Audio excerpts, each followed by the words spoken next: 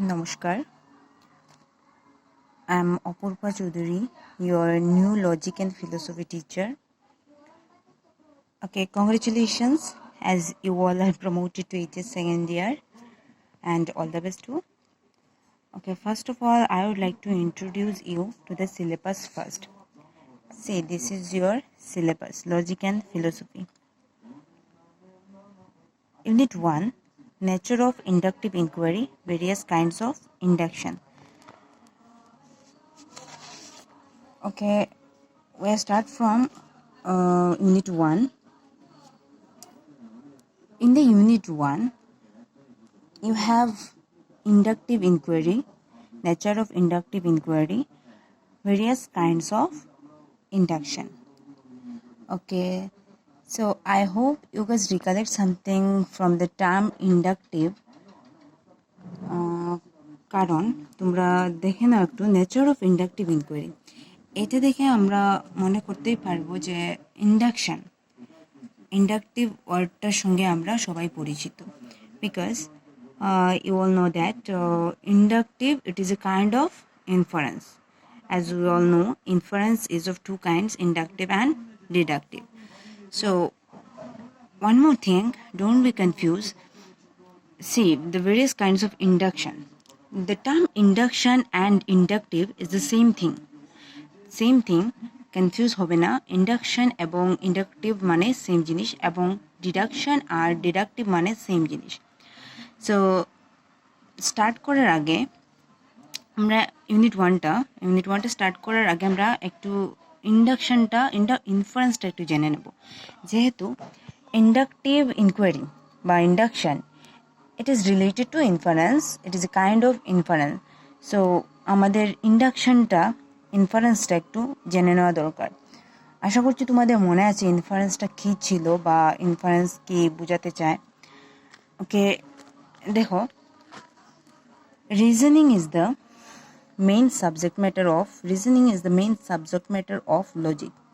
আমরা সবাই জানি reasoning or inference, it's main subject matter of logic. Now the question is, what is reasoning? What does it mean? Okay, inference or reasoning is a mental process in which we pass from one or more propositions to another which is justified by them. এটা কি বলছে যে ইনফারেন্সটা, একটু যদি অন্য ভাষায় বলি, যে আমরা ইনফারেন্সটা ফার্স্ট ইয়ারে যেরকম পেয়েছিলাম যে inference is a mental process in which we pass from something known to something unknown.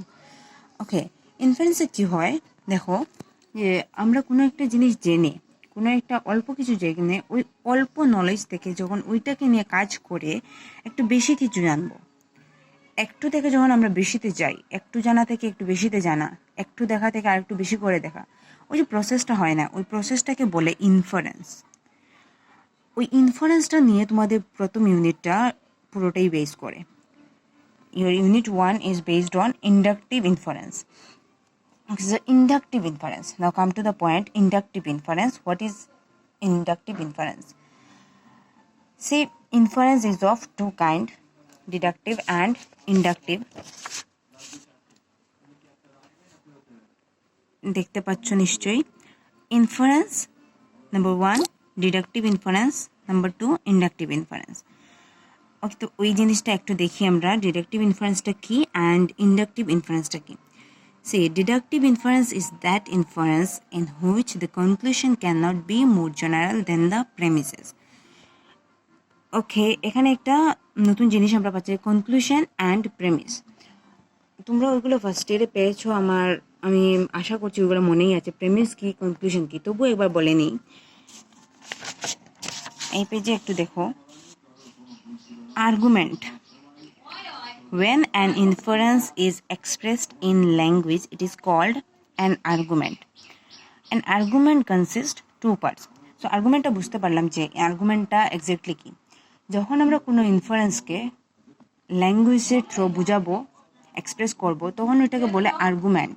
আর ওই আর্গুমেন্টের আবার দুটো পার্ট আছে। An argument consists two parts. Number 1 premise and the second one conclusion.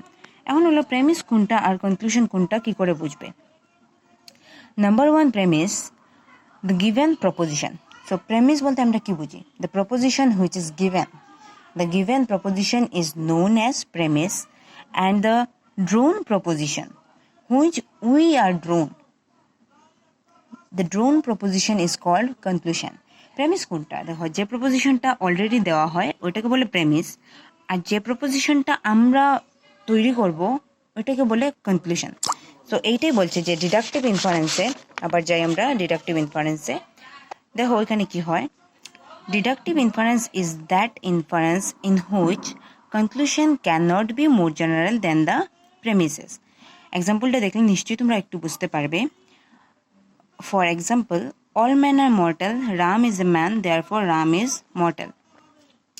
কি হয়, ডিডাকটিভ ইনফারেন্সে বলা হচ্ছে যে কনক্লুশনটা প্রেমিস থেকে বড় হতে পারবে না। Conclusion can not be more general then the premises.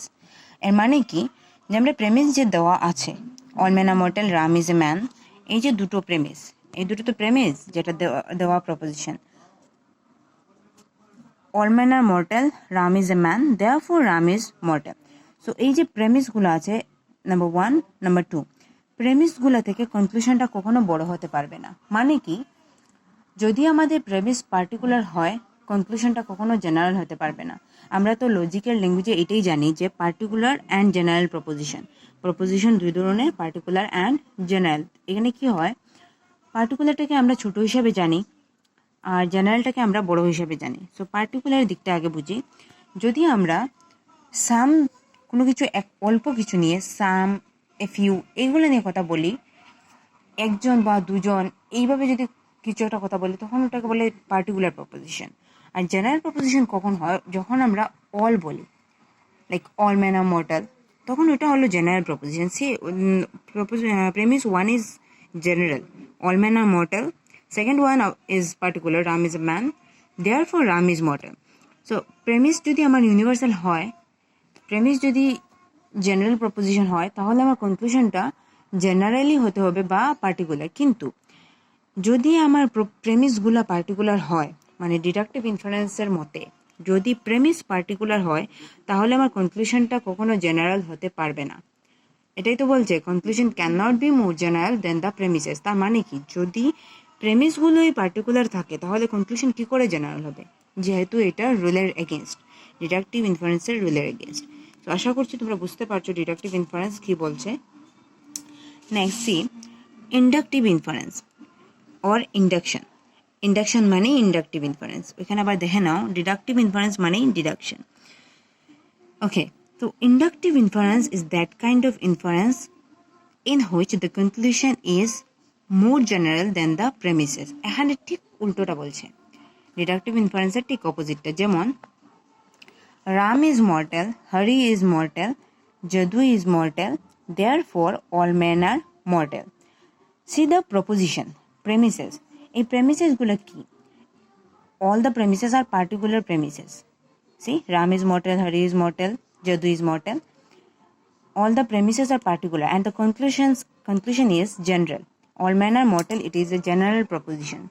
So আমাদের ইন্ডাকটিভ ইনফারেন্সের মতে এটাই বলছে যে প্রপোজিশনটা, কনক্লুশনটা সবসময় প্রেমিস থেকে কী হবে, বড়, মোর জেনারেল, মানে বড় হবে। Conclusion is more general then the premises. Same here Ram is mortal, Hari is mortal, Jadu is mortal, therefore all men are mortal. মানে তো এটাই বললো যে বড় হতে গেলে কনক্লুশন কখন বড় হবে, যখন প্রেমিসগুলো পার্টিকুলার হবে অ্যান্ড কনক্লুশন জেনারেল, তখনই তো ওইটা প্রেমিসটা ছোটো আর কনক্লুশনটা বড় দেখাবে। তো ইন্ডাকটিভ ইনফারেন্স ওইটাই বলে, আর ডিডাকটিভ ইনফারেন্স তো বুঝেছো। সো আশা করছি তোমরা বুঝতে পেরেছো ব্যাপারটা, যে ডিডাকটিভ ইনফারেন্স কী বলে আর ইন্ডাকটিভ ইনফারেন্স কী বলে। Because in the first unit, your first unit is totally based on inductive inference or induction. তো তোমাদের এটা ভালো করে বোঝাটা খুব দরকার যে ইন্ডাকটিভ ইনফারেন্সটা কী, তাহলেই তো আমরা নেক্সট স্টেপে যেতে পারি। ওকে, তোমরা এই চ্যাপ্টারে নেক্সট স্টেপ পড়বে necessity of induction, problems of induction, kinds of induction. কাইন্ডসটা, এই কাইন্ডসের উপরে বেস করে পুরোটা ইউনিট, বিভিন্ন কাইন্ডস, ইনফারেন্সের বিভিন্ন কাইন্ডস আছে, যা আমরা নেক্সট ক্লাসে, নেক্সট ভিডিওতে বুঝিয়ে দেব। আজকের জন্য এতটুকুই থাক। তোমাদের যদি কোনো অসুবিধা হয়ে থাকে তাহলে বলতে পারো, কমেন্টস করে জানাবে, আমরা নেক্সট ভিডিওতে ক্লিয়ার করার চেষ্টা করব। Thank you.